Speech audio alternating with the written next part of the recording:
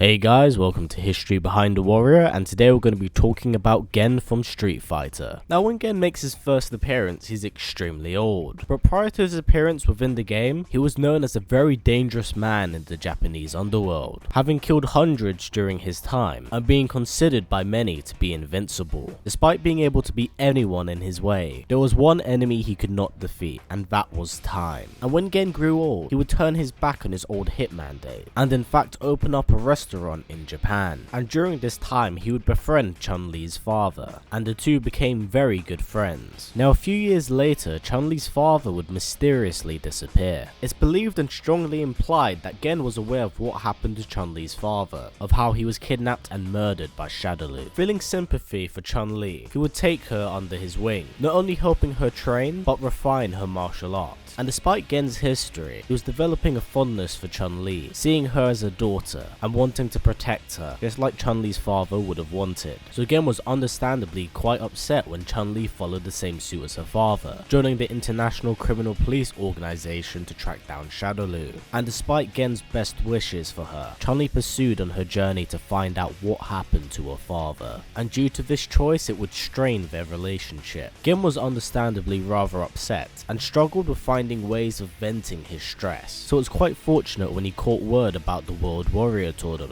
Wanting to clear his mind and find a worthy opponent, he would enter. Now outside of what happens between Ryu and Sagat, things are rather shady to say the least, so not much is known about the other fighters, but it is strongly implied that Gen went home, as he had health problems and could not find anyone he deemed worthy. Now when Gen returns in Street Fighter Alpha 2, we learn that he has developed leukemia, and due to this he would attempt to take things easy. However, his old enemies caught word of this as well, and they would hire assassins to attack him and his family. Wanting to protect his family and seeing this as a way to repent for his sins, Gen would seek out and hunt down his old enemies. Now due to the severity of his leukemia, Gen had already accepted his inevitable demise, so he would seek out fighting worthy opponents and in a way yearning for his own death. He took down crime syndicates and even members of Shadaloo, and he was unable to find anyone he deemed worthy until he came across Akuma. The battle between the two was so incredibly fierce, with both of them being able to survive each other's finishing blow. Now when Akuma gained the upper hand, he realized that Gen was ill and sick, and after realizing this, he immediately stopped to proceed in the fight, as Akuma himself did not see this as a fair battle, so he would in fact walk away, leaving Gen feeling rather embarrassed and outraged.